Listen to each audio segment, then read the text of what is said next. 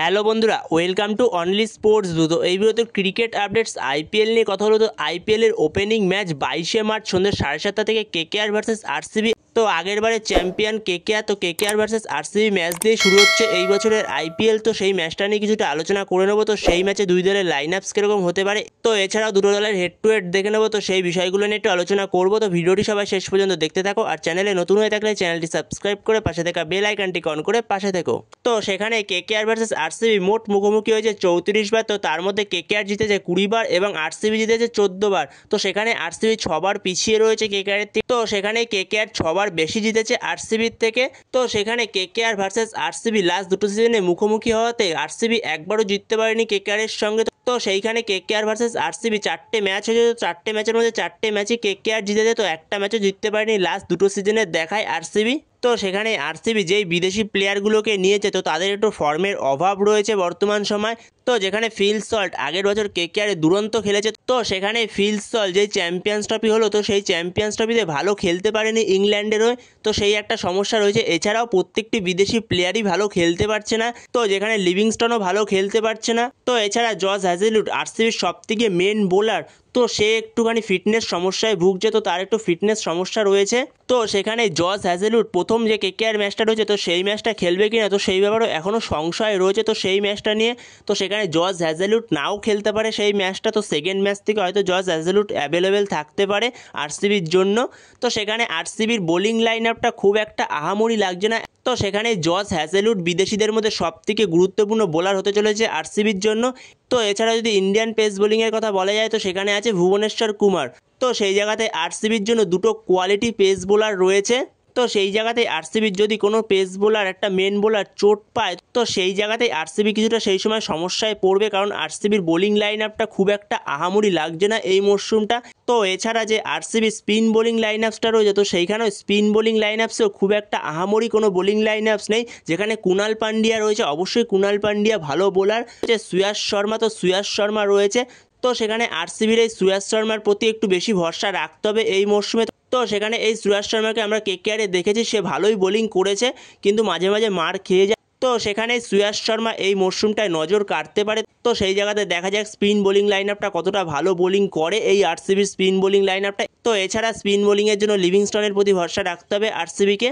তো সেখানে যদি আরসিবির লাইন আপস নিয়ে আলোচনা করা যায়, তো সেখানে আরসিবির লাইন আপসে তো আরসিবির হয়ে ওপেন করবে বিরাট কোহলি। তো বিরাট কোহলির সঙ্গে ওপেন করবে ফিল সল্ট। 3 নম্বরে আসবে দলের ক্যাপ্টেন রজত পাতিদার। তো সেখানে আরসিবির হয়ে 3 নম্বরে দলের ক্যাপ্টেন রজত পাতিদার আসবে। আর সেখানে 4 নম্বরে আসবে জিতেশ শর্মা। আর সেক্ষেত্রে 5 নম্বরে আসবে লিভিংস্টন, 6 নম্বরে আসবে টিম ডেভিড, আর 7 নম্বরে আসবে কুনাল পান্ডিয়া। তো এই হলো আরসিবির ব্যাটিং লাইন আপ। তো এরপরে যদি আরসিবির বোলিং লাইন আপসটা দেখা যায়, তো সেখানে 8 নম্বরে আসবে ভুবনেশ্বর কুমার। আর সেখানে 9 নম্বরে আসবে জস হ্যাজেলউড। জস হ্যাজেলউড যদি ফিট থাকে কেকেআর ম্যাচটায়, তো সেখানে জস হ্যাজেলউড আসবে। আমার মনে হয় না জস হ্যাজেলউড এই ম্যাচটায় স্টার্ট করবে। তো সেখানে জস হ্যাজেলউড পুরোপুরি ফিটনেসে থাকতে পারবে। তো সেখানে যদি জস হ্যাজেলউড না স্টার্ট করে, তো সেখানে তখন জস হ্যাজেলউডের পরিবর্তে লুঙ্গি নিগিদি স্টার্ট করবে। আর সেক্ষেত্রে 10 নম্বরে থাকবে ইয়াস ডয়াল, আর 11 নম্বরে থাকবে সুয়াস শর্মা। আর as a impact player RCB use করতে পারে রাশিক সালামকে। তো এটাই হলো আরসিবির বেস্ট লাইন আপ। তো সেখানে কেকেআর একটা ফ্রেন্ডলি ম্যাচ খেলেছে নিজেদের মধ্যে, যেখানে টিম গোল্ড আর টিম পার্পেল দুটো টিমে ভাগ করে একটা ম্যাচ খেলেছে। তো সেই জায়গাতে দুরন্ত ব্যাটিং করেছে আন্দ্রে রাসেল, এবং আন্দ্রে রাসেলের পাশাপাশি রিঙ্কু সিং দুরন্ত ব্যাটিং করেছে, এবং কেকেআর দলের ভাইস ক্যাপ্টেন ভেঙ্কটেশ আয়ার তো দুরন্ত ব্যাটিং করেছে। এর সঙ্গে রমনদীপ সিং দুটো টিমের হয়ে সুন্দর একটা ক্যামিও খেলে গেছে সুন্দর। তো সেখানে রমনদীপ সিং আগের বছর যেই ভূমিকাটা পালন করছিল, অল্প কিছু বল বাকি থাকলে রমনদীপ সিং এসে বড় বড় হিট মারছিল, তো সেটাই রমনদীপ সিং করেছে। আবারও ছোট্ট একটা ক্যামিও খেলে গেছে রমনদীপ সিং দুটো টিমের হয়েই। তো দুরন্ত ব্যাটিং করেছে কেকেআরের প্রত্যেকটা প্লেয়ারই, কিন্তু কেকেআরের বোলাররা একটু মার খেয়ে গেছে। কিন্তু সেই জায়গাতে এটা ভুলে গেলে চলবে না, কেকেআরের মেন অনেক বোলারই ছিল না। তো যেখানে কেকেআরের হাসির জানা ছিল না, বরুণ চক্রবর্তী ছিল না, তো এরা ছিল না কেকেআরের হয়ে। তো কেকেআরের মেন বোলার দুজন, এরা দুজন ছিল না। তো সেখানে বৈভব আরোরা কিছুটা মার খেয়েছে। যখন একটা টিম নিজেদের মধ্যে ফ্রেন্ডলি ম্যাচ খেলে, তখন তাদের মধ্যে কোনো ভয় থাকে না যে আমি আউট হয়ে গেলে একটা সমস্যায় পড়বে টিম বা এসব কিছু।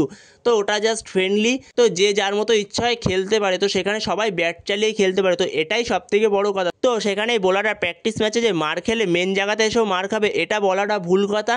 তো সেখানে যথেষ্ট ভালো ব্যাটিং করেছে। তো এছাড়াও কেকেআরের এই প্র্যাকটিস ম্যাচে সবথেকে ভালো একটা খবর যেটা, তো সেখানে কেকেআর যে একটা প্লেয়ারকে কিনেছে লুবনিত সিসোডিয়া, তো সেখানে এই লুবনিত সিসোদিয়া মারাত্মক ব্যাটিং করেছে প্র্যাকটিস ম্যাচে। তো সেখানে কেকেআরের কীরকম লাইন আপস হতে পারে, তো সেখানে কেকেআরের লাইন আপস হতে চলেছে, তো সেখানে কেকেআরের ওপেন করতে চলেছে কুইন্টন ডিকক সাথে সুনীল নারায়ণ। তো Sunil Narayan I think open করবে, তো সুনীল নারায়ণকে দিয়ে ওপেনই করাবে, যেহেতু আগের বছর অত ভালো সুনীল নারায়ণ খেলেছে কেকেআরের জার্সিতে, তো সেখানে কেকেআর তাকে দিয়ে ওপেনই করাবে। তো সেখানে কুইন্টন ডিককের সঙ্গে সুনীল নারায়ণ ওপেন করছে। 3 নম্বরে আসবে আজিঙ্কে রাহানে, 4 নম্বরে আসবে ভেঙ্কটেশ আয়ার, 5 নম্বরে আসবে রিঙ্কু সিং, 6 নম্বরে আসবে আন্দ্রে রাসেল, 7 নম্বরে আসবে রমনদীপ সিং, 8 নম্বরে আসবে হার্ষিত রানা, তো সেখানে 9 নম্বরে আসবে স্পেন্সার জনসন অথবা আনরিক নরকিয়া। তো সেখানে আনরিক নরকিয়া অনুশীলনে যথেষ্ট ভালো বোলিং করছে, তো সেখানে আনরিক নরকিয়ার ওপরও ভরসা রাখতে পারে ম্যানেজমেন্ট। তো সেইখানে এই জায়গাটা নিয়ে একটু সমস্যা রয়েছে, এখানে কাকে ইউজ করে, কোন বিদেশি বোলারকে ইউজ করে, তো সেটাই দেখতে হবে। স্পেন্সার জনসনকেও ইউজ করতে পারে, তো স্পেন্সার জনসন এখনও আসতে পারেনি, তো স্পেন্সার জনসন আজকের মধ্যেই চলে আসবে যেরকমটা খবর রয়েছে। তো কালকের মধ্যে স্পেন্সার জনসন টিমের সঙ্গে পুরোপুরি যোগ দিয়ে দেবে, তো সেখানে স্পেন্সার জনসনকে দিয়েও স্টার্ট করাতে পারে, কিন্তু আনরিক নরকিয়া ভালো ছন্দেই রয়েছে। তো সেখানে আনরিক নরকিয়াকে নিয়ে একটা খারাপ ছোট্ট একটা যেরকম খবর পাওয়া যাচ্ছে, খুব একটা চিন্তার কারণ না, কিন্তু তাও একটা চিন্তার কারণ, আনরিক নরকিয়ার নাকি গোড়ালিতে একটু ব্যথা অনুভব হচ্ছে, কিন্তু আনরিক নরকিয়া যথেষ্ট ভালো বোলিং করছে। তো সেখানে আনরিক নরকিয়া অনুশীলনের প্র্যাকটিস ম্যাচে যথেষ্ট ভালো বোলিং করেছে, তো সেখানে আনরিক নরকিয়াকেও ইউজ করতে পারে ম্যানেজমেন্ট। তো সেখানে দেখা যাক এই জায়গাটা কাকে ইউজ করে ম্যানেজমেন্ট। আর সেক্ষেত্রে 10 নম্বরে আসবে বৈভব আরোরা আর 11 নম্বরে আসবে বরুণ চক্রবর্তী। তো পারফেক্ট একটা লাইন আপস হতে চলেছে কেকেআরের জন্য এই লাইন আপসটাই। আর সেক্ষেত্রে কেকেআরের ইম্প্যাক্ট প্লেয়ার লিস্টে থাকবে অনুকূল রয়, মনীষ পান্ডে আর উমরান মালিক। তো সেখানে অনুকূল রয়কে ইউজ করতে পারে কেকেআর ম্যানেজমেন্ট, তো সেইখানে কেকেআর ম্যানেজমেন্ট অনুকূল রয়কে ইউজ করতে পারে সুযোগ বুঝে। তো প্রথমে যদি ব্যাটিং করতে নামে, তো সেখানে যদি অসুবিধায় পড়ে ম্যানেজমেন্ট, তো সেই সময় যদি স্পিন পিচ হয়, তো সেক্ষেত্রে অনুকূল রয়কে নিয়ে আসতে পারে, তো পরবর্তী সময় তার বোলিংটাও কাজে লাগবে এবং সে ব্যাটিংও করতে পারে। তো সেখানে অনুকূল রয় একজন অলরাউন্ডার, আর সেক্ষেত্রে মনীষ পান্ডেকেও ইউজ করতে পারে। তো মনীষ পান্ডেও একজন ভালো ব্যাটসম্যান, তো মনীষ পান্ডে যথেষ্ট ভালো ব্যাটিং করেছে প্র্যাকটিস ম্যাচে, তো সেখানে মনীষ পান্ডেকে ইউজ করতে পারে।